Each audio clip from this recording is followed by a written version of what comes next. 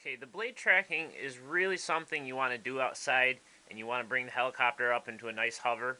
But when you're first starting out and you're first learning, you're not going to be able to do that. And if you can't find an experienced pilot to bring it up into a hover for you so that you can check the blade tracking, the next thing you can do is to hold the helicopter down on your workbench and spin the helicopter up very slowly and check it inside. Now, I don't recommend doing this. I feel it's very dangerous, but so if you do it, use extreme caution. Make sure roll up your sleeves. Make sure you have no loose clothing. What you're gonna do is turn the transmitter on. Okay, I've got throttle stick at the very bottom. It is not an idle up. It's backwards. Okay, throttle stick's at the very bottom. We'll go ahead and plug the helicopter in.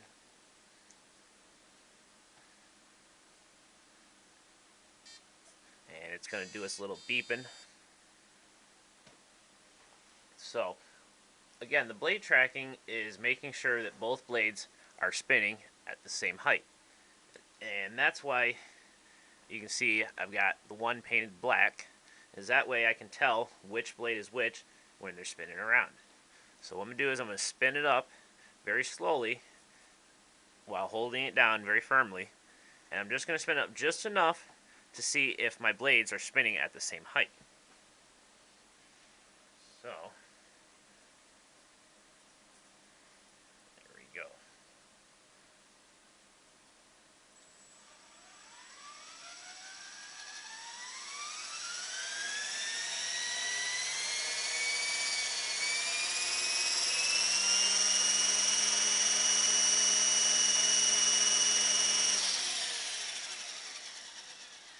Now, you may not have been able to see on the video, but my blades are tracking perfect.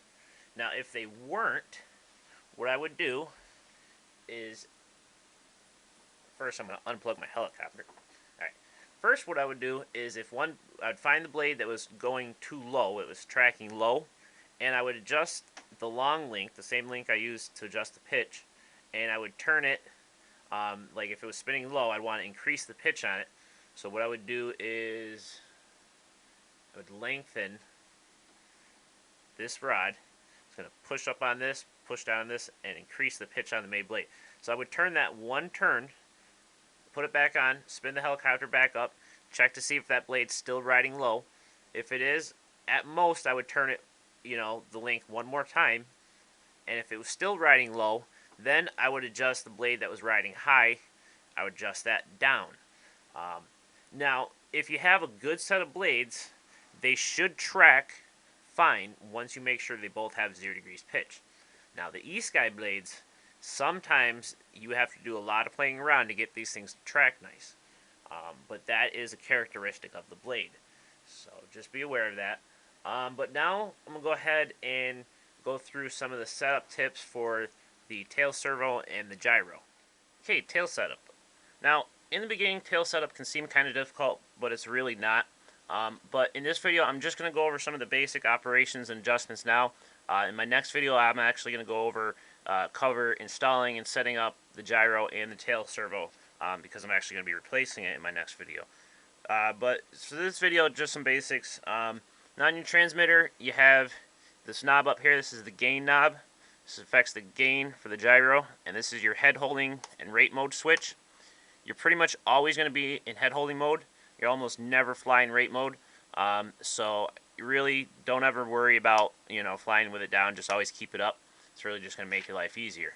But when you always make sure you turn your transmitter on first, and when you plug your helicopter in, always let it sit so the gyro can initialize. When you first plug the helicopter in, the light's going to blink, and then when it stops blinking and goes solid red, if your switch is up, then you are good to go. But when you're in head holding mode, the gyro should have a solid red light on it, and when you move your rudder stick, that light will start blinking. If you switch it out of head holding mode into rate mode, the light will go off. But again, you're always going to be pretty much in head holding mode. But like I said, always make sure you leave the helicopter be while the gyro is initializing. And one thing you need to know about gyros is they're always affected by temperature. So if you're in a nice warm room and you're going to go fly outside and it's cold outside, bring the helicopter out and let the gyro, acclimate to the temperature outside before you actually start flying, because otherwise it's going to make the tail, really unstable there.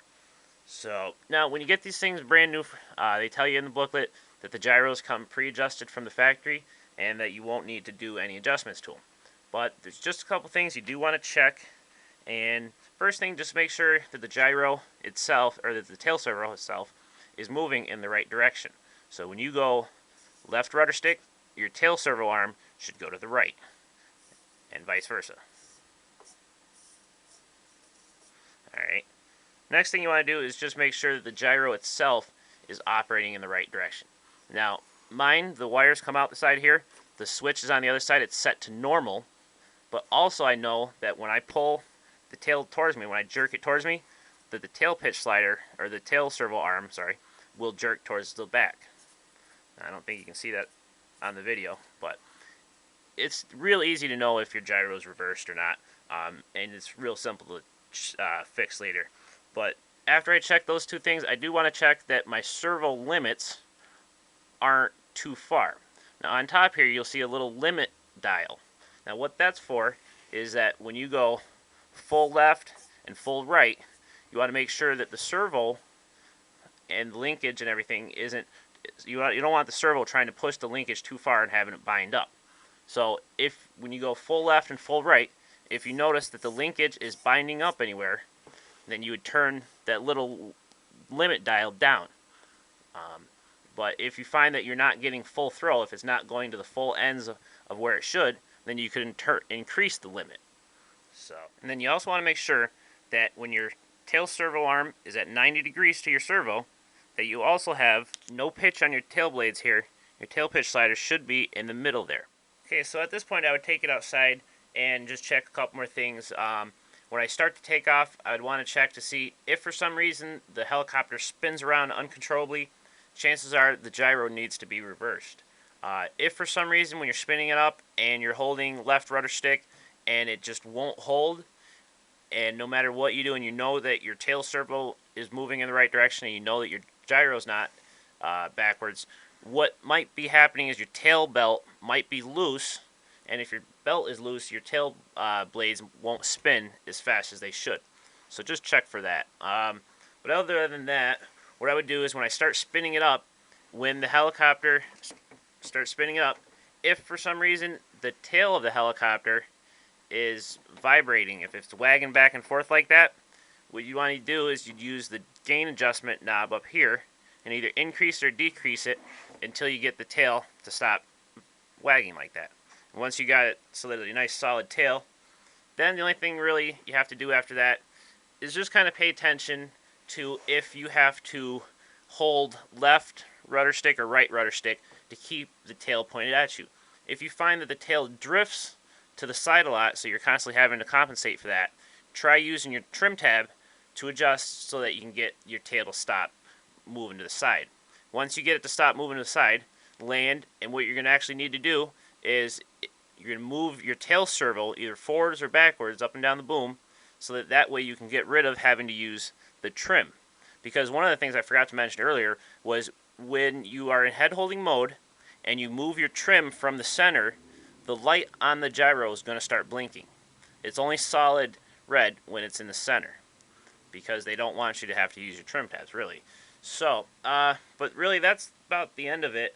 Like I said, just basic tests. So the next video I'll go over installing a different gyro as well as a new speed controller.